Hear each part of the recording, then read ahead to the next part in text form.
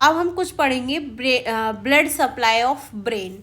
Brain को भी तो ब्लड सप्लाई की ज़रूरत पड़ती है, तो हम ब्रेन को कौन कौन सी नर्व या आर्टरी है जो ब्लड सप्लाई करती है, किसको, ब्रेन को। अब ब्रेन की बात करें तो 15% of cardiac output, total output जितना भी है, ठीक है, उसमें से 15% किसको जाता है, ब्रेन को, क्योंकि हमारा ज़्यादातर फंक्शन तो वही कर रहा है। तो ब्रेन को सप्लाई कितना जाता है, 15%। ब्रेन रिसीव करता है ब्लड सप्लाई किससे, left and right carotid artery, left and right vertebral artery, ठीक है। ये ब्लड सप्लाई बहुत ध्यान से पढ़ेंगे हम लोग, समझ आया। दो आर्टरी हैं, कैरोटिड आर्टरी, वर्टिब्रल आर्टरी, ठीक है। लेफ्ट वेंट्रिकल से ये कहाँ से निकलती है वो देख रहे हैं हम। लेफ्ट वेंट्रिकल से आओर्टा निकला, ठीक है, सबसे बड़ा रहता है ये वाला। आओर्टा में 3 रहेंगे, एक डिसेंडिंग आओर्टा रहेगा नीचे की तरफ, एक आर्च ऑफ आओर्टा लाइक दिस रहेगा, ये आर्क ऑफ आओर्टा है, ये डिसेंडिंग वाला पार्ट है। असेंडिंग पार्ट है जो ऊपर की तरफ जाएगा, ठीक है, ये हो गया। अब आर्च ऑफ आओर्टा में से ही फर्दर निकलेगी brachiocephalic artery, left common carotid artery और लेफ्ट सब क्लेवियल आर्टरी, ठीक है।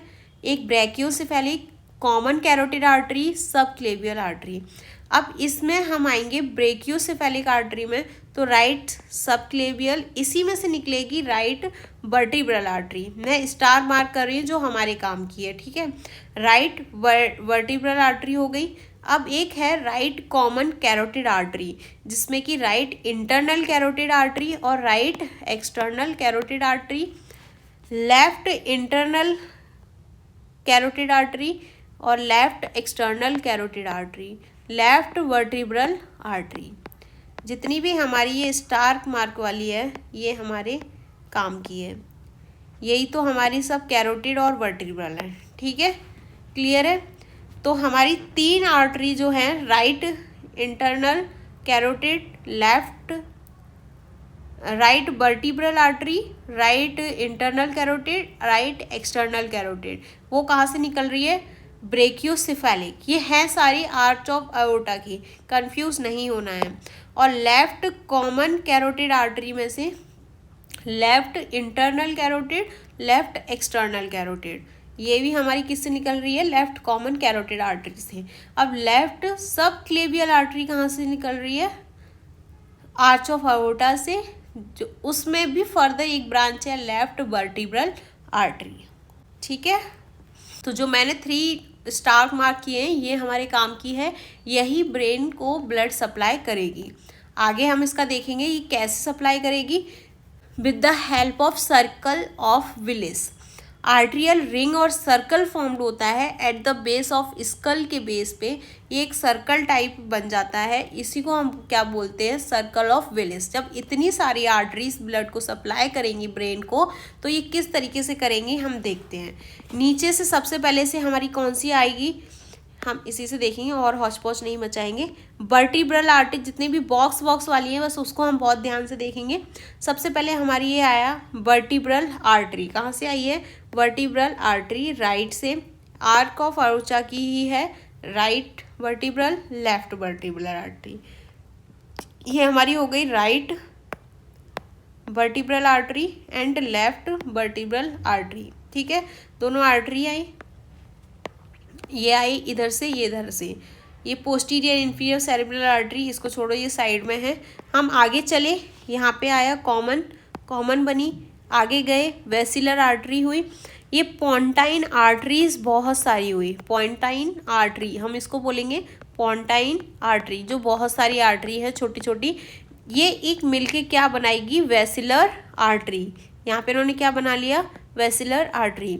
हम आगे गए, एक हमारी डिवाइड ही पोस्टीरियर सेरिब्रल आर्टरी, ठीक है, पोस्टीरियर सेरिब्रल आर्टरी में डिवाइड हो गई। हम और आगे गए इधर से जो एंटीरियर पोस्टीरियर को और मिडिल सेरिब्रल आर्टरी को कम्युनिकेट करके रखेगी, तो हम इसको क्या बोल रहे हैं, पोस्टीरियर कम्युनिकेटिंग आर्टरी, ठीक है।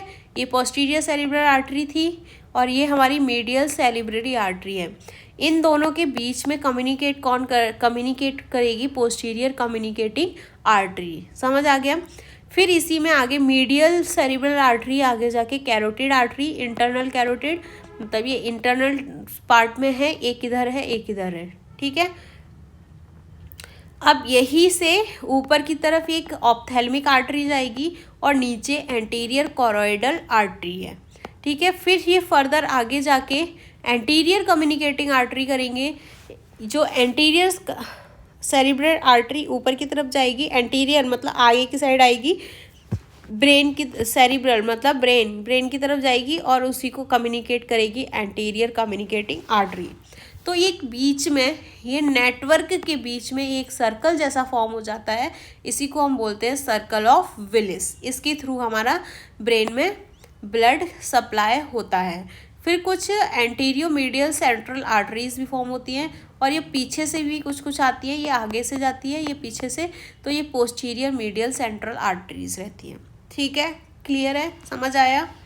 यहाँ पे और देख लेंगे ध्यान से, ये पोंटाइन आर्टरीज हैं कुछ, ये वाली हमारी पोंटाइन आर्टरीज है, ये बहुत छोटा सा डायग्राम है। ये फॉर्म करती है वेसिलर आर्टरी, ठीक है, बहुत सारी पोंटाइन आर्टरी मिलके वेसिलर। फिर आगे जाके ये पोस्टीरियर सेरिब्रल आर्टरी है, पीछे की साइड चल जाएगी। फिर पोस्टीरियर कम्युनिकेटिंग आर्टरी है, उसके बाद मीडियल सेरिब्रल आर्टरी है। फिर ये आगे जाके इंटरनल कैरोटिड आर्टरी में खुलती है। फिर आगे जाके एंटीरियर सेरिब्रल आर्टरी है, राइट और लेफ्ट, फिर ये कम्युनिकेट करेगी तो एंटीरियर कम्युनिकेटिंग आर्टरी, ठीक है। ये सर्कल ऑफ विलिस फॉर्म हो गया है। क्लियर है, इजी था। इसका फंक्शन क्या होता है, जैसे देखो अगर ब्रेन में ब्लड सप्लाई अच्छे से नहीं हो रही है, जो मेन आर्टरी ब्लड सप्लाई कर रही है, एक अनदर पाथवे होता है हमें ब्रेन को ब्लड सप्लाई करने के लिए। बहुत इंपॉर्टेंट ऑर्गन है, लार्जेस्ट ऑर्गन है हमारी बॉडी का, तो हम उसको सप्लाई बंद नहीं होने दे सकते वरना हमारी बॉडी डेड हो जाएगी। तो अगर इन केस अगर कोई प्रॉब्लम है मेन आर्टरीज में जो ब्लड को प्रॉपरली ब्रेन में नहीं दे पा रही है, तो ये अनदर वे है हमारे ब्रेन को ब्लड सप्लाई करने का, ताकि वो जिंदा रहे, ठीक है। तो हम सर्कल ऑफ विलिस इसीलिए बना हुआ है ताकि ब्रेन का सप्लाई रुकना नहीं चाहिए। तो ये हमें क्या प्रोवाइड कराता है, कोलेटरल सर्कुलेशन, मतलब मेन सर्कुलेशन के अलावा, जो मेन सर्कुलेशन है उसके अलावा, मेन सर्कुलेशन के अलावा दूसरा सर्कुलेशन है ये, ठीक है, ताकि ब्रेन डेड नहीं हो।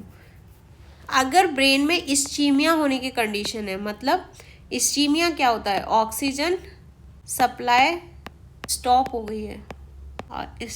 गई है, ब्लड सप्लाई नहीं हो रही है, उस केस में सर्कल ऑफ विलिस काम कर जाता है। ये बैलेंस करता है राइट एंड लेफ्ट हेमिस्फीयर में, ठीक है, मेंटेन करता है क्या, बैलेंस को राइट एंड लेफ्ट हेमिस्फीयर में।